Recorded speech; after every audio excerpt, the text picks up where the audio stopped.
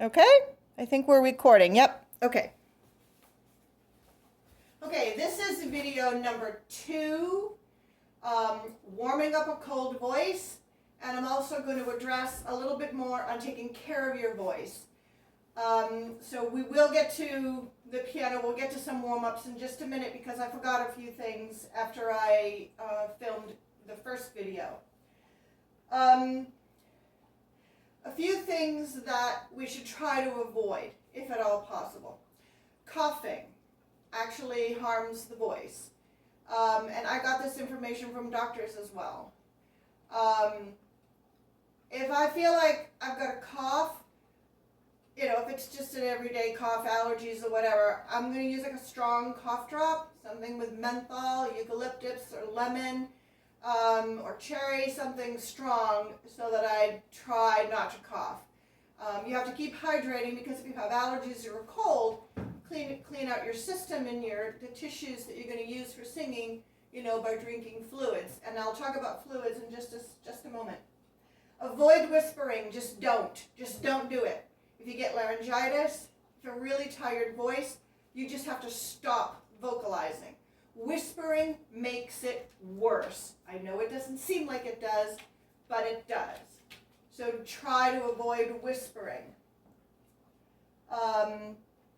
Learn to talk really quietly if you need to keep people from hearing something. Smoking is horrible. Of course, nobody here smokes. When I was growing up in the 60s, a lot of people smoked. A lot of singers smoked because they wanted to get a husky quality in their voice. They didn't want a pure classical tone. They wanted to do rock and roll. They wanted to sound like Janis Joplin. So they smoked a ton to try to deliberately roughen up their voice. It's a very foolish thing to do. So that's what I mean about trends. Check a trend out before you follow it. What Janis Joplin did that people loved, it was a fashion, it was a trend.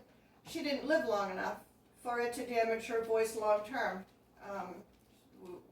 But one thing she could do was split her voice. Paul McCartney wanted to learn how to split his voice. Little Richard, who Paul McCartney idolized and imitated, could split his voice. That's a type of screaming, some of you may know this already, that's a type of screaming in which you produce harmonics. We think of a tone as a tone that's just one sound, but it's not. It's made up of, scientifically, it's made up of many different frequencies, sort of exponential frequencies. And it is possible. I've never tried it. I don't ever want to because it's really bad for your voice. But it's possible to scream in such a way that you split your voice into different harmonics. And it was a trend. Like, the more harmonics you could get, the better. All right, well, honey, I need my notes. That's, these kinds of trends you don't want to follow. Okay. That's all that fluids. I wanted to talk about that. When you're singing and you're resting, the kinds of fluids that might help you are things that feel good, that you notice make your vocal cords more relaxed. It could be, sipping hot tea with honey. You want to avoid gulping down something that's searing hot or icy cold. Try to avoid that. Warm things tend to relax my throat. So sipping hot tea with honey, and I use like a non-dairy. Dairy can tend to clog you up, so it's just if you're going to sing, if you're going to do a recording that's special to you and you want your voice to sound clean and pure, maybe just avoid dairy. I mean, some of us are lactose intolerant anyway, so hot tea with honey, sipping it, hot lemonade, sipping it. One thing that I found when I was doing tons of singing, or it's just so much pushing and singing, practicing during the week, and then having long rehearsals, was that if I drank pure water, it actually hurt my throat. I think the mineral content of the water was too harsh for my throat. So I'd add a little bit of something into it, like a little bit of lemonade or a little bit of grape juice. Something to just make it more smooth. I think that's really all I need to say about that. Now, in each video, I will remind everybody about breathing. It's really best to do it when you're standing up, but with my illness, it's not so good for me to stand up if I don't absolutely have to. But before you even sing, if you're going to warm up, practice your breathing. And a review is you want to fill your lungs. Your lungs are, again, are three-dimensional organs with a lot of volume, a lot of space that you can fill, and all those alveoli that you can oxygenate. The oxygen is good, and just filling your lungs up with air all the way from down here, all the way around to the back, and all the way up to here. But this is, you got to get the foundation. You got to fill it in low, and so that you have your diaphragm has something just to push up when you're making sound. But you can fill up your lungs all the way up. One thing I did not mention, which is important, the first few times you do your breathing, and it's good to check on it every now and then, do your breathing in a mirror and make sure that your shoulders don't go up. So you want to fill your lungs, and also remember, keep that open throat so you're not sounding like Mr. Raines on The Pretender. It's an old show, but I still watch it. You don't want to be raspy or choked off in your breathing. So whether you breathe, now, and also if you breathe through your nose, it makes no sound, right? That's good breathing because it's going in unobstructed.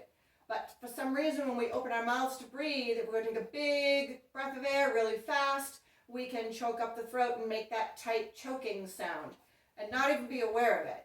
So you want to make it, whether you breathe in through your mouth or through your nose, take a deep, deep, deep breath, look in the mirror, watch your shoulders. And my daughters are very familiar with this. So you're going to fill your balloons, inflate the balloons all the way around, all the way up. Great big lungs, fill them up, and watch your shoulders. Your shoulders shouldn't move. If you're going, well, I can't even do it now. I can't even make myself do it. But if your shoulders are going up, that means your breath is too high, and it's also tensing you out. Another thing, if you're going to be sitting or standing, and I have horrible posture now, but, honey, go. When you are sitting, you want to have your feet planted on the floor. Do not cross your legs. Sit up straight. Standing is even better for breath control, but when you are taking in a breath, you want everything to be as straight as possible along your spine so that you have the maximum amount of volume in your lungs. But watch that mirror, watch those shoulders. I've watched myself on video. I can't hear myself. I'm gulping in air, but I can't see it, I can't hear it.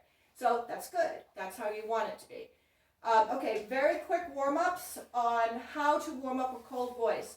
Probably most of us are talking to family members, pets, voice texting. So we've probably already used our voice, but the talking voice is a very narrow band of sound, and it uses only a limited amount of muscles. Singing uses so many more. So you want to, honey, go, because you're begging. So you want to, lost my train of thought. Breathing, low shoulders, warming up the voice. Okay. So one of the first things you can do, if you've been talking or not, if you haven't been talking, do a little bit of talking, do a voice text or something. The easiest way to gently start warming up your voice is a little bit of humming. So if I'm on the go and I feel like singing or whatever, I don't have a whole lot of time, I will start by humming. And I'm going to be talking a lot about the comfort zone. For sopranos is generally middle C is here. It's literally in the middle of the piano. And sopranos are usually comfortable the A below middle C. to the A above middle C is usually very comfortable. I'm also going to talk about middle voice and head voice. For doing warm-ups, let's just start with head voice. And it's very comfortable usually for sopranos to go up to the C above middle C. So this is an octave. Same note. This one's just vibrating twice as fast, so it sounds higher.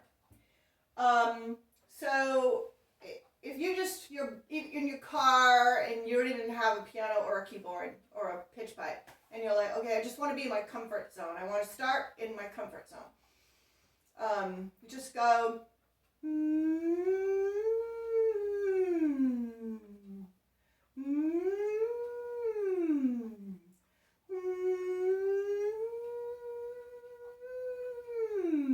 don't know if you can hear that.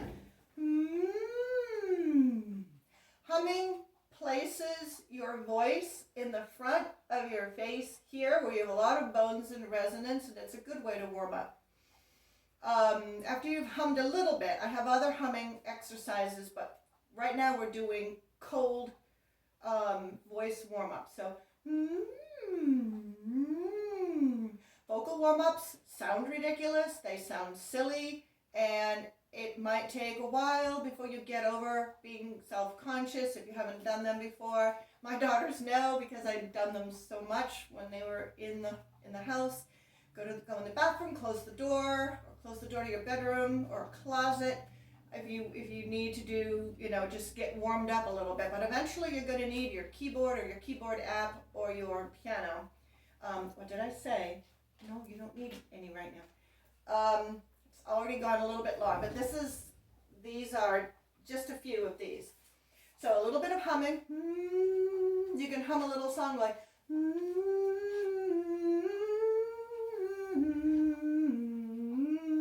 try to get down to A, or at least C. That was a B flat. Generally, a woman, a soprano, can hum up to D. Some people with a very high timbre or very small vocal cords can hum even higher. So do just a little warm up, and then you're going to do the breathy sigh. Some of these exercises I still do. That I learned from my very first voice teacher in college. The breathy sigh is like what it sounds like. You're going to do it in head voice. You're going to start up a little bit. Oh, and stretching. Do some stretching, your neck, your shoulders, your arms. Just get the blood circulating. I'm not going to do too much of that right now, but just do some stretching. Then do your breathy sighs. Very breathy. Very relaxed. It is very relaxing. Oh. Don't worry about what note you're starting on or ending on. Just stay in your comfort zone. Oh. Oh. And then gradually start coming up a little bit. This is head voice. This is the light, resonant voice of sopranos. Oh. Men call it falsetto, but that's only for men. With women, it's head voice. Different people are going to call it different things. You hear all kinds of weird things out there. It's head voice. Okay, my voice is actually tired from talking, so you do that, the breathy sighs. And then the next one I'm going to basically finish on, and that's the siren exercise. This seems to be universal. Whichever teacher I've had, we've done the siren, and it's not the first warm-up, but it's like the third. You just kind of connect with your vocal cords, with your humming and your breathy sighs, and you can go, kind of prepare for the siren exercise. Then the siren exercise, you're lifting the upper palate, and you can start out kind of comfortable and gently go up a little bit. And the siren can be, the first one I learned was go through the vowels and the consonant which is the humming, the placement. Oh, me, me, mamu. And I'm switching to middle voice here because my voice is tired. Oh, me, me, mamu. You hear that? Oh, hear that siren head voice sound. Another one that I learned was, this is funny, but it works. Hello. And also you're resonating. You can feel the vibrations in your head.